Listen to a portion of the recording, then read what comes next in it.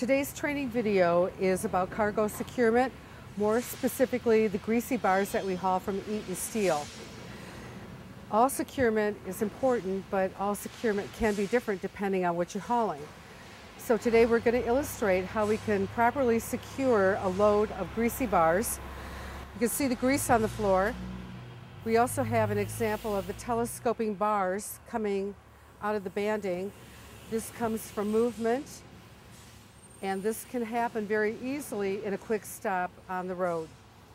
So we will move on to today's video showing how we are going to stop this freight from moving on the truck in transit. These are some of the materials that Eaton Steel provides for proper bulkheading.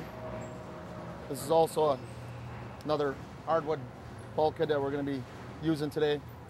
Show how to install it properly. There's also some 4x4s and so on and so forth down here. Once again, we're looking at the bulkhead that we looked at earlier, and this just shows a bigger pile of them. Eaton Steel requires these front, center, and back. We'll be doing that today with the load. It's an anti-telescoping device. It's not necessarily meant for DOT standards for load securement, but it is required to keep the bundles from telescoping in transit.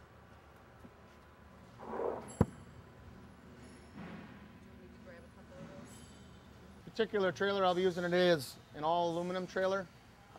All aluminum trailers have some sort of a positive camber of some sort, which the trailer itself is arced in the middle, so as it's loaded it flattens out. Some of the taper or the camber in the trailer doesn't necessarily come out. So I'll be showing how we put down some orders, some tricks to help keep your steel level on the trailer. When the trailer's done and loaded and all the steel is on, it's best that the steel is sitting level and the trailer has its natural arc, which it started with or which it's finishing with. It's a basic thing to get to know your trailer and how much arc it has. Driving down the road, the vibration of the trailer with the material on it can force it to come out the back, which is why we're using bulkheads. All the trailers have a turn signal in the middle. This is your middle point for your trailer. When dealing with a spread axle trailer, a 10-foot spread in the back, it's a good idea to load about 1% or 2% of your gross load if you're loading towards max behind that turn signal to avoid overloading the front. That way, it's just a good rule of thumb. Today I'll be putting 48,000 pounds of cold drawn material on, 12-foot cold drawn bundles, 4,000 pounds each, 6 in the back, 6 in the front. 48,000 pounds is just about max for my trailer. So the 6 in the back will be just a bit further behind the turn signal than the front set. I'm also going to show you how to install 2 different types of bulkheads that are provided and required here at Eaton Steel.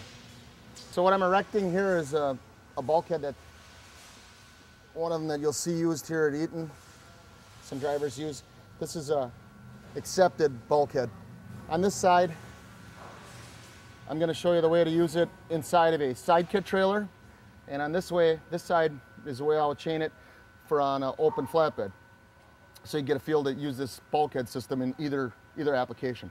Side kit application trailers most generally have a chain tie down or a pop-up chain in the floor, which you'll have to center over. Or they use these type of hooks for your trailer. What I'm going to do is put one of these on each side of my bulkhead and take my chain, take it through one and through the other on the opposite side, equal distances. So we go through this and through that. And this shows you the equal distances that I was talking about. You want to slip that through so about 1/3 of this board, because your halfway point, your chain binder will be going on your halfway point.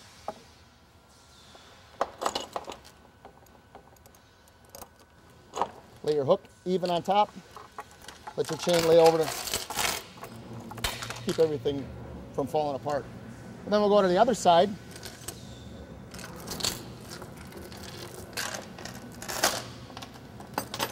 This side, I'm going to show you how it works, how you can use on an open flatbed by using the rub rail spool. Goes through the rub rail of the trailer, a single spool, and comes back up to approximately a third again. This way you can do it on an open flatbed, or in a side kit, or inside of a curtain. Last step is to take a snap binder or a chain binder and put it on the top.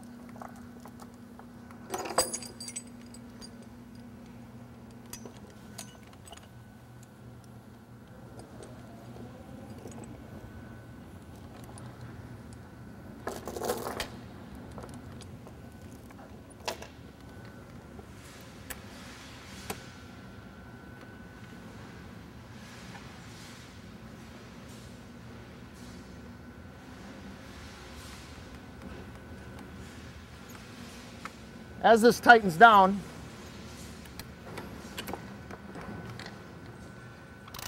my binder needs some oil.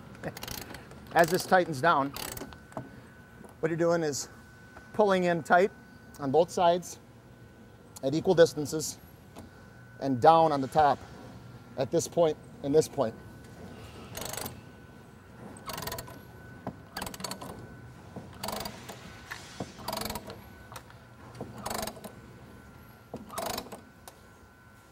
So what we built here is a bulkhead that is accepted by Eaton Steel in the 4x4 style. Shows you how to do it on the inside of a side kit over here and on the regular open flatbed right there. This should be set up good and snug, and it'll be rock solid. We're back on the ground here after we've successfully built our bulkhead at the back of the trailer. I've laid my wood out to pick up 12-foot bundles. I allowed for 2 feet overhang to the front and approximately 2 feet overhang to the back. You'll notice that this board is single and that board is double. The reason for that, after we get loaded, we'll view the load. The steel will be level and the trailer will have a curve or an arc to it for the camber that we talked about early on. At this point, I'm going to start laying out straps. I'm going to put a strap across the trailer in front of my front board and a strap across the trailer in the backboard. Those will be my choking straps. They will be underneath the steel first, and then the other straps will go over top of the steel. At that point, after the steel's on, we'll show you how to wrap them up. It's just easier to get them across the trailer first in proper layout.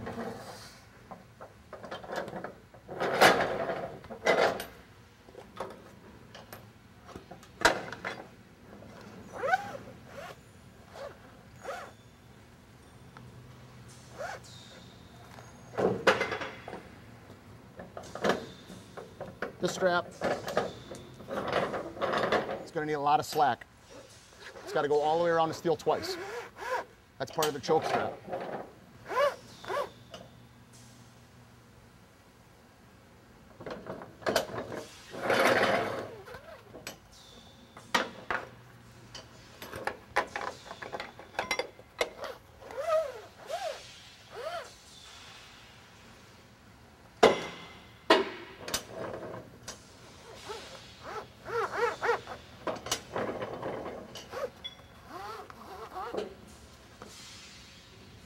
I'm accustomed to this trailer. It's mine. This is my wood. If you look at it, this doubled board from here to the next set of boards is very level. If anything, it may pitch a little bit to the front. That's better than pitching to the back. Bundles can vibrate. That's what we're using the bulkheads for, to stop the bundles from telescoping out. This is a board I talked about earlier. It's about a 1-inch hardwood board. Your trailer you may need to use this board in conjunction with one of these for a little bit less pitch. All trailers, positive camber is different. Some steel frame combo trailers or steel frame trailers are essentially flat to start with. So in using this board, there'll be times where you'll use a single 4x4 on it.